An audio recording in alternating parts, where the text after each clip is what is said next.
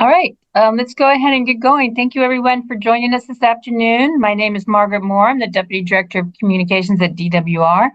Today's briefing will focus on DWR's first snow survey of the year and includes a hydrology briefing from state climatologist Dr. Michael Anderson. He will discuss the survey results and the current winter weather outlook, and this media briefing includes Dr. Andrew Schwartz from UC Berkeley's Central Sierra Snow Lab. He will discuss the Sky to Streams data program, a program funded by DWR to help understand the snowpack and the impact of climate change on our water supply. But first, we'll get to the experts in a moment, but first some quick reminders. This briefing is available in Spanish using the interpretation button at the bottom of your Zoom screen. We will open the briefing up for questions following open remarks from our experts. The Q&A portion will be for credentialed media members, so please change your name on the screen if you haven't already to include your media outlook, and we will call on you as the hands are raised at the end of the session. So let's go ahead and now turn it over to Dr. Michael Anderson, DWR State Climatologist. Good afternoon, everybody, and thank you, Margaret. Quick overview of the show. Here we go, snow survey results. Well, a little bit different than last year. As you can see, this year, only about 3 inches of water content there. Snow depth, 7.5 inches. And what that shows us is we're dry. Only 30% average this time of the year for January 2nd. If we were looking at, this is all we got for April 1. This is only about 12% of a snowpack that we'd love to see by April 1. April 1 historically is the peak of our snowpack. Now, except Phillips Station, if we look statewide, it's not as good as that. Really only a water content of about 2.5 inches. And really only looking at about 25% of average for this state. You can see there the comparisons with last year, where at this point in time, we had only had 2 of the 9 atmospheric rivers really impacting the state, but those 2 alone really had quite a different story than we have today. Next slide. Alrighty, so as you might have heard, El Nino returns to the Eastern Tropical Pacific. Last time we had an El Nino winter was in the winter of 2019. And that year we saw some coastal flooding, as well as one of the 5 largest snowpacks to that date. Over the 21st century, we've had 7 El Nino events, and if we look at the distribution of them, we really span the gamut of 2 dry years, 2 wet years, and 3 right in about average. So by itself, El Nino really not a good predictor of what our water year will bring. Looking at this event, we're about the peak of the event right about now. It will start decaying, but the full decay isn't expected until we get into spring.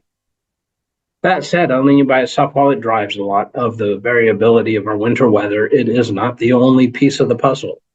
We have a lot of subseasonal climate influences that are important, that play a role in what we see in the types of storms that impact California. So let's go to the next slide. All right, so I wanted to share this because this came out last month from colleagues at NOAA and the climate program there. Here they're really looking at January, February, March, so really starting now, looking at over the next 3 months and saying, well, if we take a composite of all the El Nino winters, what's the anomaly in the snow fields? And what we see is that in the Pacific Northwest and over the Great Lakes and Northeast really see a below average snowfall. That's snowfall, not snowpack. See more snowfall, more snow coverage through the Sierra, Four Corners, and out onto the Great Plains. Now, again, this is a composite, and as we saw, where we have wet, dry, and near average outcomes, not a strong signal. If we look at the total depth of the anomalies shown on the map here, it's only plus or minus 10 inches. So not a really large amount relative to what we can see in the Sierra Nevada. Let's go to the next slide. Kind of build on this point of El Nino by itself really doesn't define our season. So this is an updated product from our colleagues at Western Region Climate Center. Now, what they have done for every climate division in the United States was use both the Southern Oscillation Index as well as the Ocean Nino Index in the 3.4 region to look at wet season, October through March precipitation, relative to that index value. The blue circles are La Nina years, the green ones are neutral years, and the red ones are the El Nino years. Now, the little squares on the right side of the graphic are the average of those, as well as that black square, which is the average of them all. And here's where you see the narrative start to take shape, where the El Nino average is above the other three in both the Sacramento River drainage, or Climate Division 2, as well as our South Coast drainage, Climate Division 6. However, we look on the individual dots, we see that both wet and dry years are possible, and there still is just amazing variability to be had. Next slide. All right, so where are we at looking at the water year? Well, we've gone through fall. Precipitation onset up in the north started out just fine, but for most of California was delayed. We didn't really have any extreme temperatures through the fall, but and even as we state now, snowpack is really just getting started. As we head into the big three, December, January, February, on average, half our annual precipitation shows up in this 90-day window. Finding out, along the coast, we've had some wet weather and some extremes, but really in the interior, not as much. We look to spring. We find out when that peak snowpack hits, how big it is, really getting a sense of what kind of runoff we have to work with in the spring, and really understanding whether we get an early shutoff like we did in 2013 and 2021, or whether things keep rolling on into late April or May. Get into summer, really look at how quickly we dry out, any extreme heat events, any tropical activity. And certainly if we get to April 1 and it's dry, we get to that next question. Well, what about next year? We have a lot of challenges in trying to look at a seasonal perspective, much less that multi-year prediction. But there are areas that we are collaborating with the research community on. And then that final question, how much different will the next decade be? As we noticed, this last decade was noticeably different than the ones before. Let's go to the next slide. All right, so one of the things that we've done at the department, set up a webpage to kind of track how the water is going and really make use of some of the spatial data that we're getting. And here we look at the spatial data precipitation to date. And this runs through New Year's Eve. And we do see along the coast, average or above, wet signature from that storm that impacted the Santa Barbara Ventura region, leading to some flooding there. But we look at the mountain regions, and we notice we're below average. We're well below average in there, in the San Joaquin basin in the mountains there. Statewide, though, about 2/3. So next slide. All right, so let's look at our colleagues at NOAA and the Climate Prediction Center and their outlook source for the next 3 months. On the left is the temperature graphic, really showing, again, for the northern tier states and really for the Pacific coast, expecting above average temperatures, really those mild temperatures, and that can translate into higher freezing elevations. Now, all that said, we have some cold air coming in from the north this week, leading to much cooler than average conditions.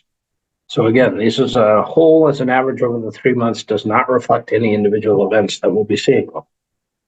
They still expect us by the time we get to the end of March to end up slightly above average. We'll have to see how that plays out. Next slide.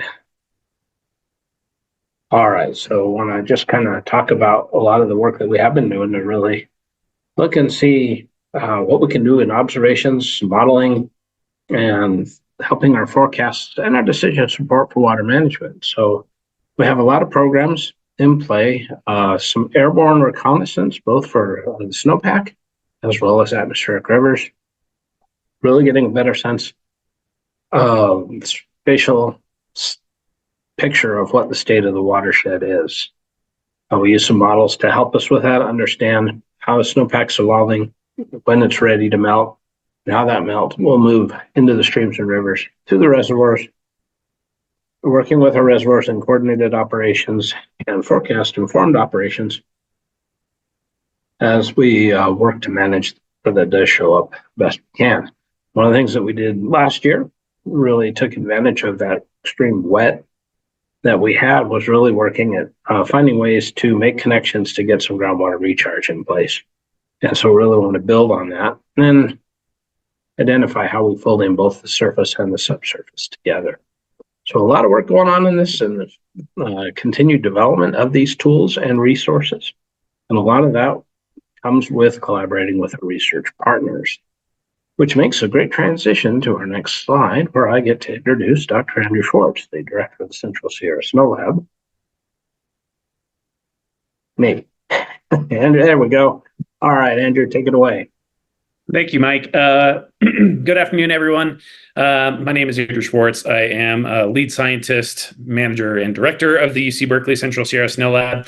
If you're not familiar with the Snow Lab, we are a field research station that focuses on all things meteorology, climatology, instrument design, but of course, our big passion is snow. So we're located just east of Sacramento by about an hour and a half on Donner Summit.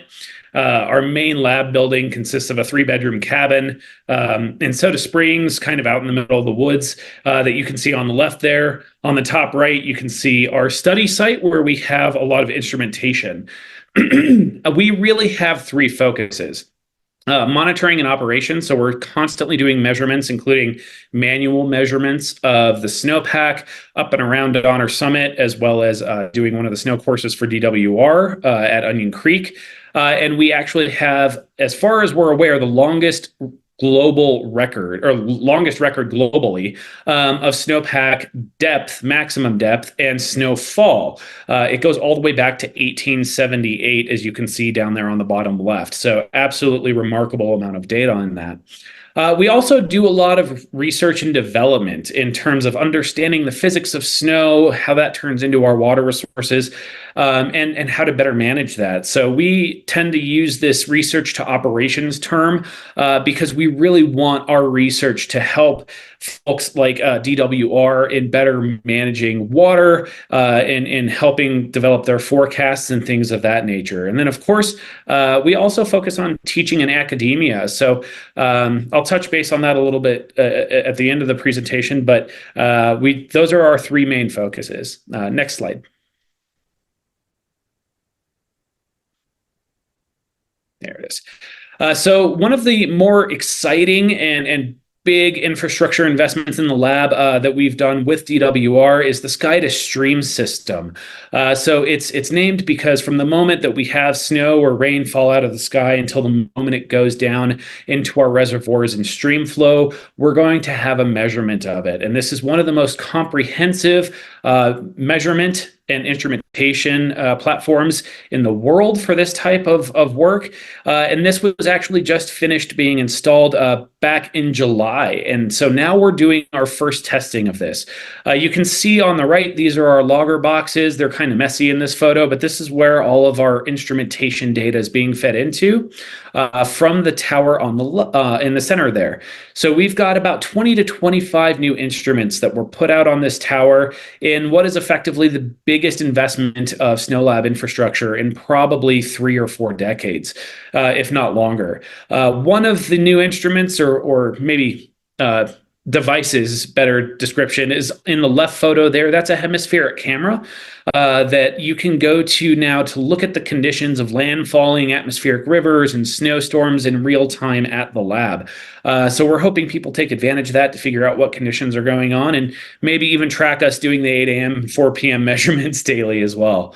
So that's something that we're very excited about with DWR's collaboration, because together this system allows us to test new instrumentation against proven instruments so that we can better improve the statewide monitoring network. It allows us to really start to develop a more comprehensive climatology on the summit and understand our snowpack. And a big part of that too is going to be understanding rain on snow events, which we've been seeing a lot more of lately.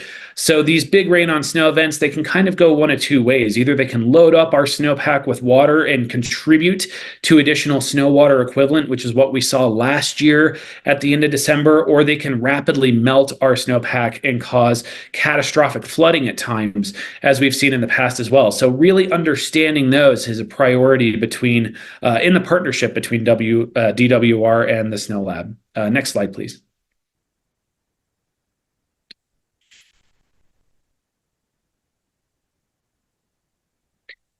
Perfect. So in terms of instrument design, it doesn't all have to be really complicated.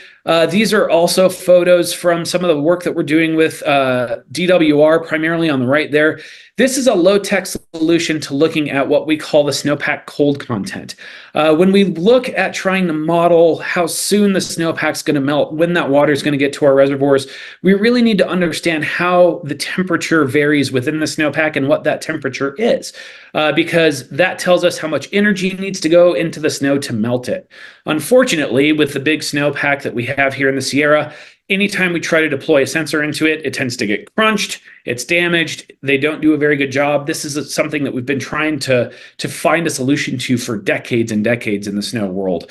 And so one of the projects that we're working on with DWR is developing these avalanche probes coated in thermochromic paint that will tell us if the snowpack's at or below a certain temperature, so that we can feed that into the models and get better indications of what melt and stream flows will look like.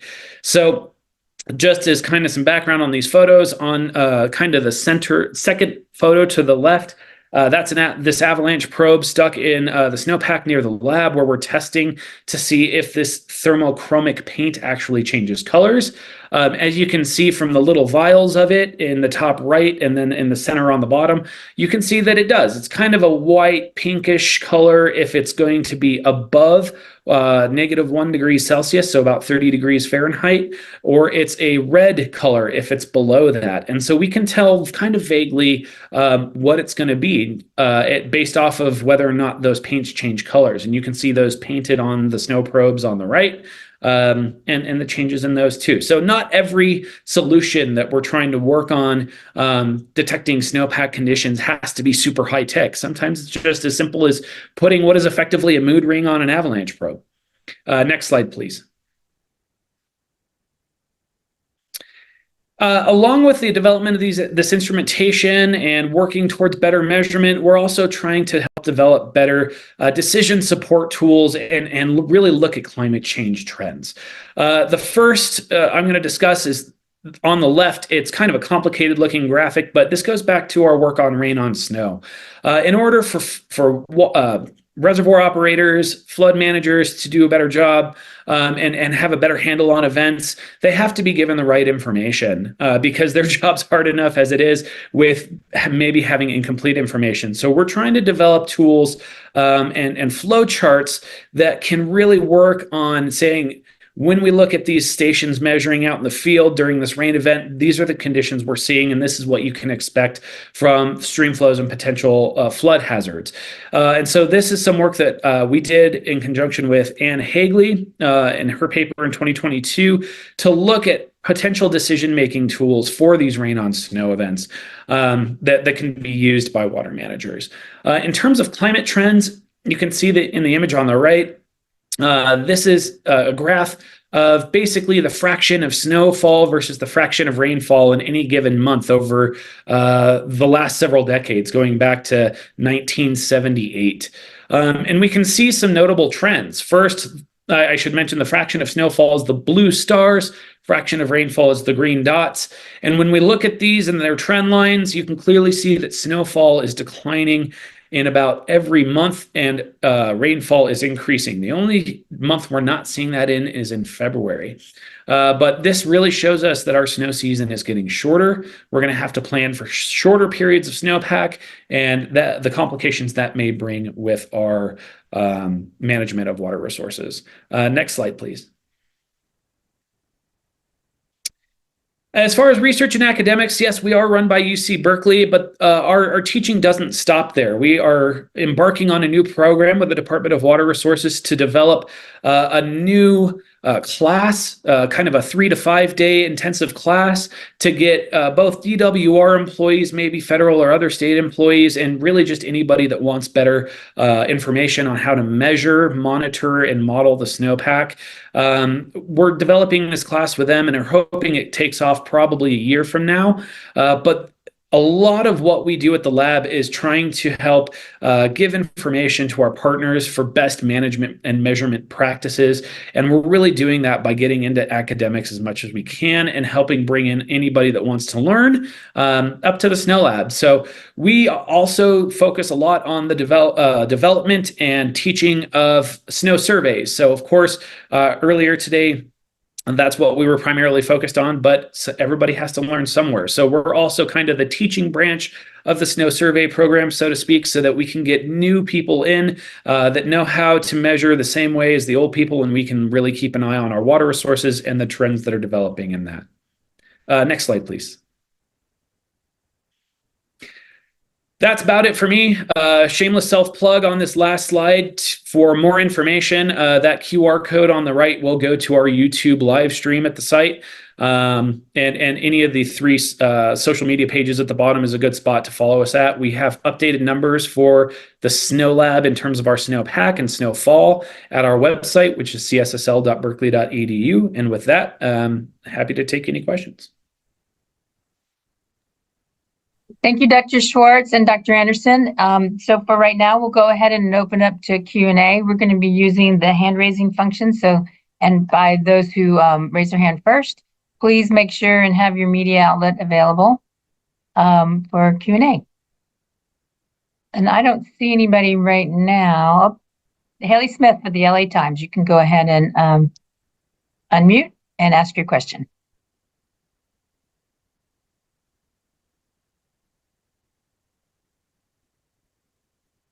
Go ahead, Haley. You're up. You're up.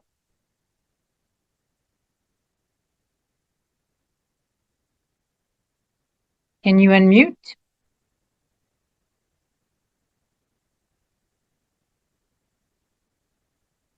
Allison, can you unmute Haley for her? Yeah, I went ahead to give her permission to, and for some reason, it seems like she's unable to. I will continue to try. Okay, Haley, we'll come back to you and see if you can get unmuted, but let's go ahead and call on Ruth. Ruth, you're with Bay City. Yes, I'm with Bay City News. I'm just asking Andrew Schwartz of UC Berkeley's Snow Lab. He said we are seeing an increase in rain and a decrease in snow according to measurements dating back from when? The 1970s, did you say?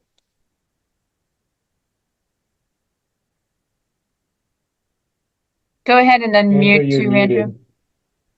Apologies. Trying to be too polite and muting myself and then not unmuting. So that data set goes from 1978 through 2019 that we used for that paper. We used fraction of snowfall versus fraction of rainfall every day. The researchers prior to myself went through, and every time it rained or snowed, recorded the fraction of that precipitation that fell as each. And that work was actually turned in to a paper at the Western Snow Conference a couple of years ago, but is, I think, yet to be put online. So yeah, that was from 1978 through 2019. Thank you. And your conclusion is there a conclusion you're drawing from there? So the conclusion that we see from that research is that our snow season is shortening. October and November used to be dominantly snowfall at the Snow Lab, and we've seen October switch to rainfall as well as May. We're also seeing that happening throughout the season, even in the coldest months. So we're seeing a shortening of the season from either end and a lot more rain even in the middle of the winter. Thank you.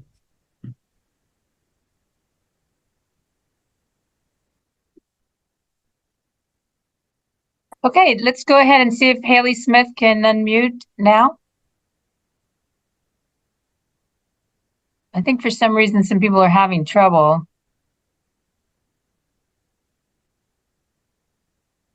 Go ahead and put your questions in the chat if you can, and we will go ahead and answer them while you're on the call until we can get the mute problem taken care of. So go ahead and put the questions in the chat, and let's see if I can call on Margaret Carrero with KNX. Can you unmute?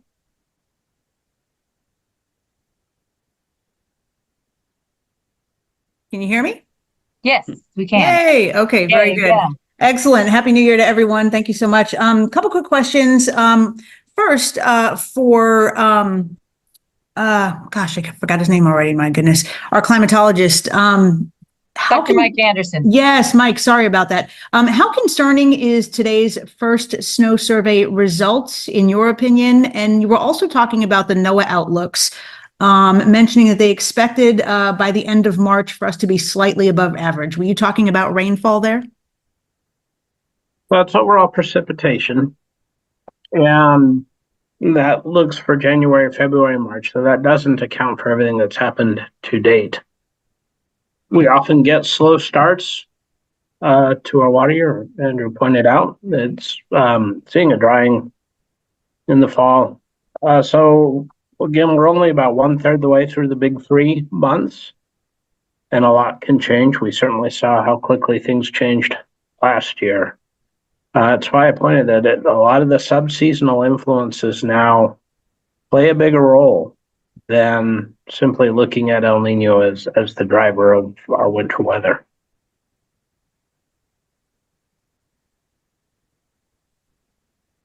So I mean, are you concerned about what we're seeing as of today, or you're saying maybe it's just still too early to tell? It's still too early to tell. A lot can change between now and April 1. We'll know more when we get to that second measurement in early February. So for now, just say stay tuned. Thank you very much. Let's go to Ari from the Sacramento Bee. Can you unmute? Hi, yeah, I sent a question to Andrew, but for the percent of normal figures, how is that normal baseline established, and has it changed over time? And how can you then communicate the long-term snowpack decline? Like, do we have a number for that? Thanks. Which percent of normal figures are you responding to? Or are you referring to? Sorry.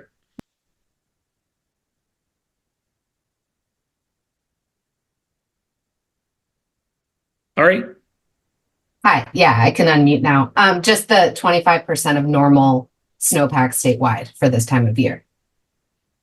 I mean, Mike, I think this is probably one of your questions better as far as normals are concerned. I think we both use the 91 through 2020 averages, but I'm not sure. I want to make sure that you're on here. So yeah, so the normals are defined as a 30-year period, and this comes from our colleagues in the Climate Program Office at NOAA.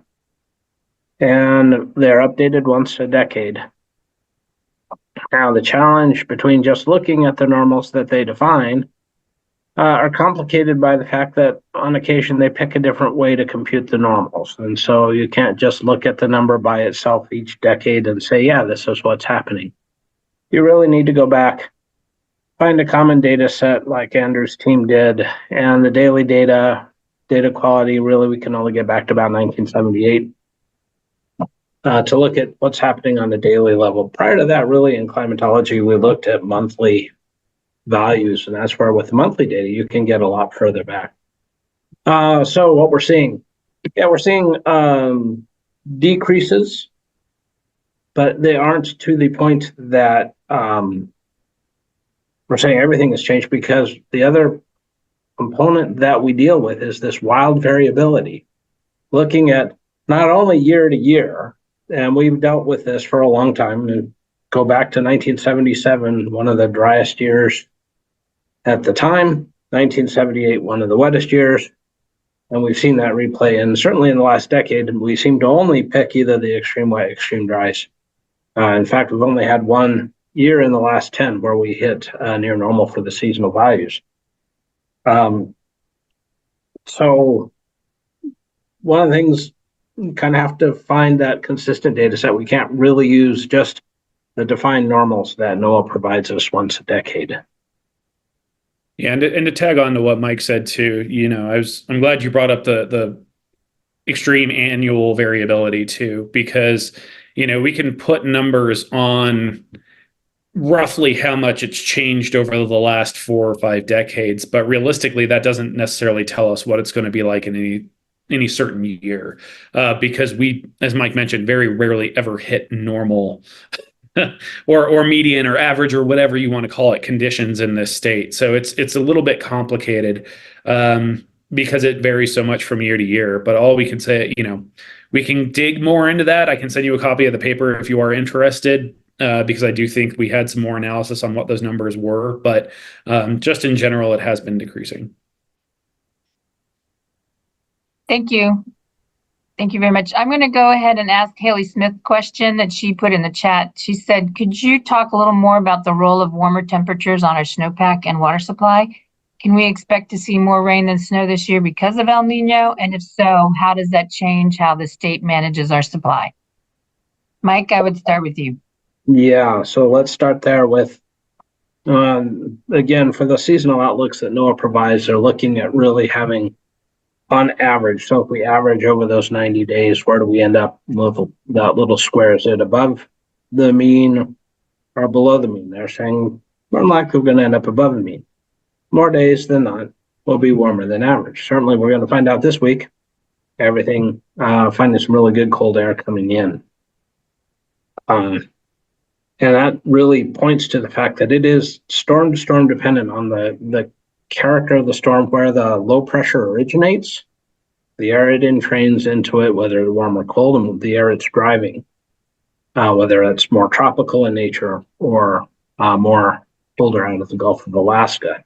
So we really look at it storm to storm. Now, if we look at how that progresses, and we expect during an El Nino winter, if you have a southerly shifted storm track, on average, you would expect to see more low pressure systems with a warmer core.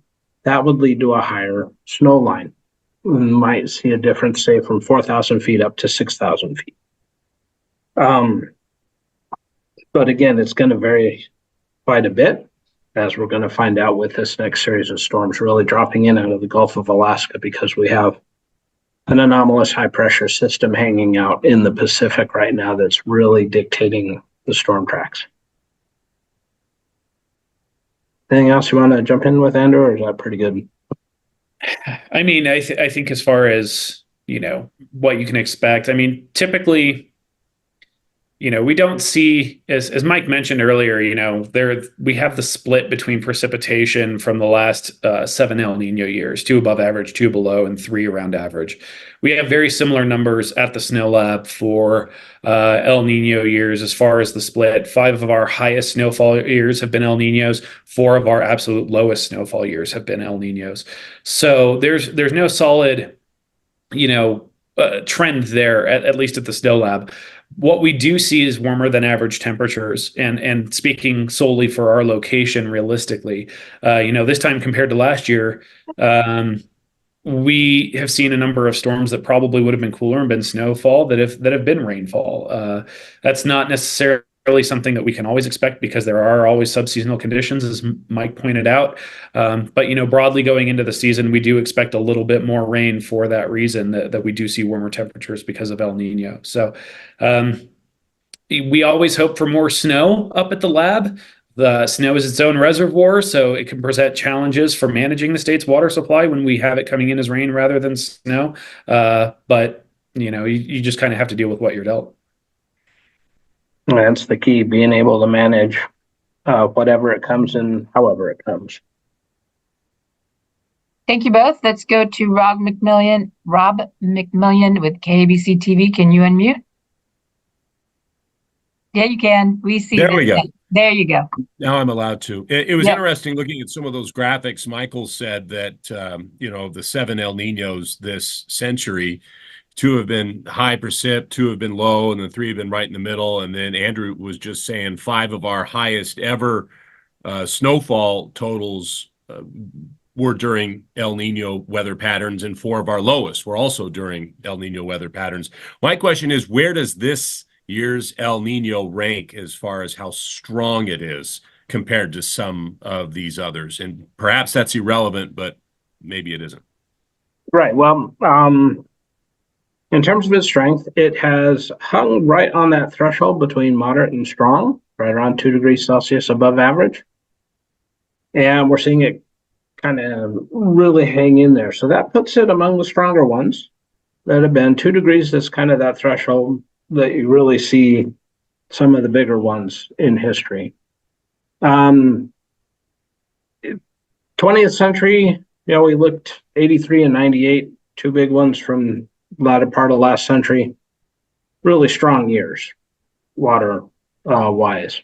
We get into the 21st century and it's not as strong a correlation. We certainly found that out in 2016, where the Godzilla El Nino everybody expected, it really never shaped up quite the way people had in their expectations. So that's where we're at. We'll see how it plays out here as we get into January. Yeah, that's perfect. I don't think I have anything to add on to it, to be honest. Great. We'll go to Sam Chimenti with KRCR. Yes. Hi. Can you guys hear me? Yes, we can. Perfect. Thank you. You guys have discussed obviously several times now that, this being your first survey, it's still very early, too early to tell a lot of things. And you've really hammered, which is great, because that was kind of the basis of my original question, was how much variability you see from year to year. But I'm still curious in terms of last year, because it was such an extreme winter. The snowpack was historically just insane in comparison to how it's been in the 21st century, just as a time frame. Again, it's still too early to compare last year to what we're going to see this year, but I'm just curious, in your guys' opinion, would you consider last year kind of like an anomaly with how much snow we saw and how high that average got? Or is it one of those things where, again, it varies so much year to year?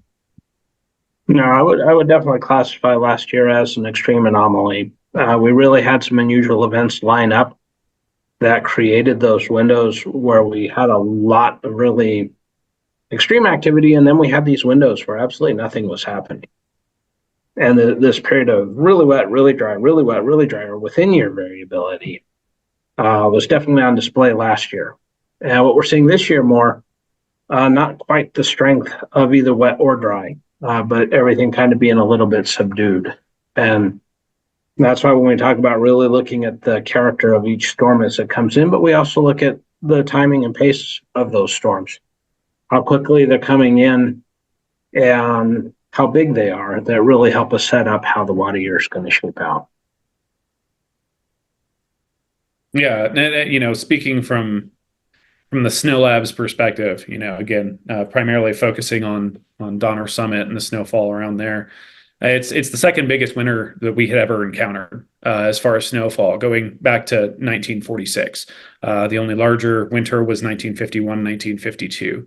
So it was definitely an exceptional year in that regard. It was well outside of what we would expect from normal year-to-year variability. So it was absolutely an exceptional year. Thank you. So we're going to go ahead. I'm going to ask a question from Paul Rogers with the SJ Mercury News. What do the experts think about the two storms forecast for this week? How might they change the snow totals? Hi, Paul. Thanks. Good question. Like I said, we're seeing some cold air move in. So this first storm actually coming in tonight. In the central part, it's already saying hello on the coast. But as that moves through tonight, we'll actually start with our snow levels around 6,000 feet. Then we'll start seeing them drop. And then temperatures continue to drop. And then that second storm over the weekend, this is where there's a lot of uncertainty. Right now, it looks a little moisture starved, which is unfortunate, because if it had the moisture with it, it could put down quite a bit of snow. We've seen some changes in the forecast here that I'm not going to put a pin in it now saying it's going to be a drier storm, but there are some forces in play that are limiting the moisture availability to it. Yeah, as far as this upcoming storm tonight, for the Snow Lab, we're expecting somewhere between 8 and 16 inches, maybe even up to 2 feet. depending on how things play out for us. We are at about 32% of average right now with our snowpack at the lab. We're at 32 inches. We should be at about 100. So even if these next two storms come in and dump every ounce of precipitation they have, it's probably not going to take us up to average, whether that be if you're counting for snowpack or even precipitation. We're 6 inches short on our precipitation at the lab, which is both rain and snow, and the next couple storms are looking like they might bring somewhere between 1.5 and 3, I think, at absolute best case scenario. So it'll definitely help. It'll hopefully bring us up closer to average, but it's not going to resolve a whole lot in terms of where we're at with a short start so far. Okay, we have one more question from Ruth Newson from the Bay City News. And Dr. Anderson, I'd like you to take a stab at this, but if you can't, we can have Ruth contact media@water.ca.gov and get one of our state water project managers to answer her question. But she asks, is California's water capture system set up for snow? Does it need to be modernized for rain? Well, it really depends on where you are and where your sources of water come from in the portfolio. And really hard to say there's one element that fits all of California. But for those in the snow-bearing watersheds, in the Sacramento Basin, we really have seen a mix of rain and snow. And really the system is well built for that kind of mix of rain and snow. We've seen snow to the top of the watershed. Rain to the top of the watersheds. So a lot more adaptation has been built into that space. In the San Joaquin Basin, a little different story. Those watersheds are higher in elevation, really still a snow-dominated watershed. Their peak runoff isn't until late May. That said, they're still high enough in elevation. There is some time before we see a warming world catch up to where that may pivot more from a snow-dominated into a mixed regime. With that mixed regime, there are some changes in management and how to mix in where we can position resources. And a lot of the work going on, particularly with reservoir operations, with forecast informed reservoir operations, as well as what we're calling FIROMAR, for mixing those forecast informed reservoir operations with managed aquifer recharge, really understanding what we can develop in terms of technologies that can help us with resource positioning and how that might help the state adapt as we move into a warmer world. So a little bit of yes and no for both of those, but there's a lot of good work going on. Thank you. This is the last question that I see. If there's anybody else who has a question, please raise your hand. Otherwise, we'll go ahead and wrap up and thank everyone for joining. Dr. Anderson, Dr. Schwartz, thank you for joining us today. We will have a recording of this briefing later on this afternoon available. And a reminder that our next snow survey is scheduled for February 1st. And if you would like to keep up with some of the more current precipitation numbers, go to California Water Watch, and you can get some of your data there as well. Thank you, everyone, and have a good day. Thank you, Dr. Anderson, Dr. Schwartz. Thank you. Bye-bye. Thank you. Bye-bye.